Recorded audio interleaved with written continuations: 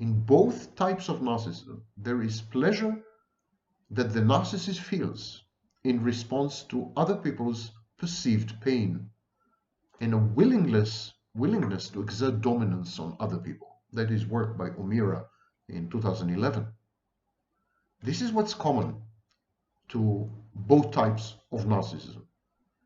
Beyond the seeking of pleasure, the central feature underlying sadistic behaviors is the willingness to exert power. Dominance in narcissism, overt and covert, is about controlling people, manipulating people, dominating people.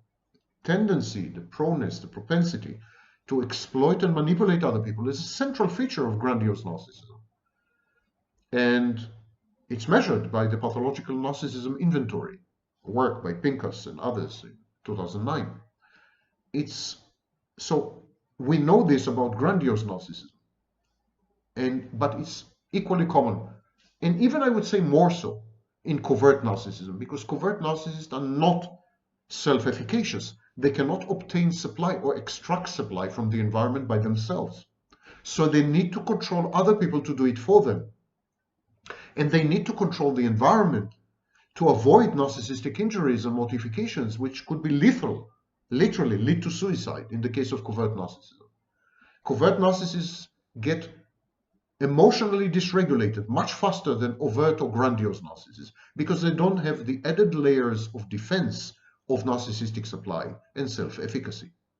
And so from this perspective, the tendency to be dominant and to engage in power plays, to try to exert power over other people, is a shared component between narcissism and sadism, and also explains the association between these two, because sadism is a way to gain control and is a way to exert power through pain. Stalin said that you can motivate people with love or with fear. Well, if you have narcissism, you have both.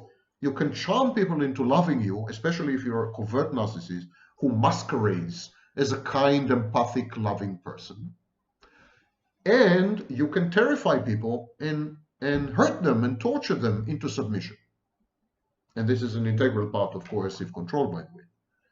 And so this sadism has been overlooked in the past. It's a mistake even I have made. In the early versions of Malignant Self-Love, Narcissism Revisited, individuals with high levels of narcissistic rivalry experience negative feelings when someone else is receiving attention. They devalue other people, and they experience positive feelings when other people fail or find themselves in an inferior position, as I said. And this process helps the individual with a narcissistic pathology to maintain a grandiose image of himself. There are studies by Rogoza and others, 2018. The struggle for supremacy, the rivalry itself, the hostile behavior, underlie, support, buttress, uphold the grandiosity. It is grandiose to engage in battle. It is grandiose to act as a superhero. It's grandiose to take down villains. It's grandiose to destroy the object that frustrates you and to prove yourself better than him or her. It's grandiose to take your rivals out. This is all grandiose. What are we talking about? Sadism is grandiose, exactly like paranoia. Narcissistic rivalry explains why individuals with high levels of grandiose narcissism experience positive feelings when other people fail, when other people are in pain, by exerting power over other people, subduing them, subjugating them, because there is a sadistic element there. And so,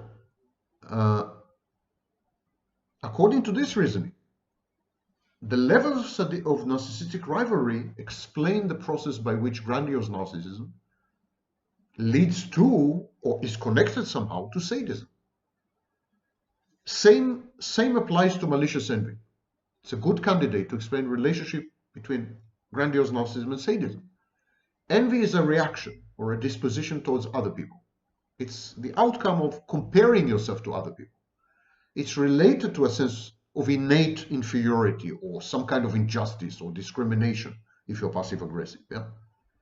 When you compare yourself to other people's traits, their wealth, their success, envy is provoked, envy is triggered. That's only human. But when this envy leads you to act malevolently in order to destroy the other person, that's malicious envy. And it is distinct from benign envy. This is known as the dual envy theory. Cohen, Charash, Larson, 2017, Van der Ven, 2016, etc. It's a new theory of envy. Benign envy is a tendency to improve your lot, to improve your life, to change yourself, to better your condition. It stimulates you to work on yourself in accordance with the role model that you envy. Malicious envy is not about any of this. It's not about you, it's about the other person. Benign envy is about you and how you could become a better version of yourself.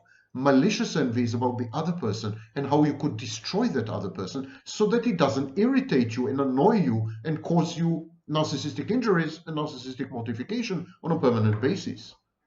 It's characterized by hostility, malicious envy, anger, devaluation, and harming others intentionally, deliberately, in order to reduce the threat to the ego, if you wish, or to the false self. Van der Ven, 2016. So, both benign envy and malicious envy are motivational, but benign envy causes positive motivation. It motivates you to do positive things, while malicious envy literally drives you to become a psychopath. Now, malicious envy supports in grandiose narcissism a positive image of the self. How? You construct your positive image of the self in narcissism compared to the negative image of the other. Malicious envy tells you if you destroy the other, it's because the other is negative. And by destroying this negative other person, you will have upheld and supported and proved your positive self-image. So it's an exclusionary identity. It's an identity by comparison. Malicious envy is derivative. Narcissism is derivative. The narcissist regulates his sense of self-worth and whatever sense of self he has via comparison with others. He derives narcissistic supply from others to regulate his internal environment. Narcissists, like borderlines, have external regulation. So the narcissist who is besieged and consumed by malicious envy needs to destroy the other person in order to feel good about himself. But to do that, he needs to reframe reality and he needs to say the other person deserves it.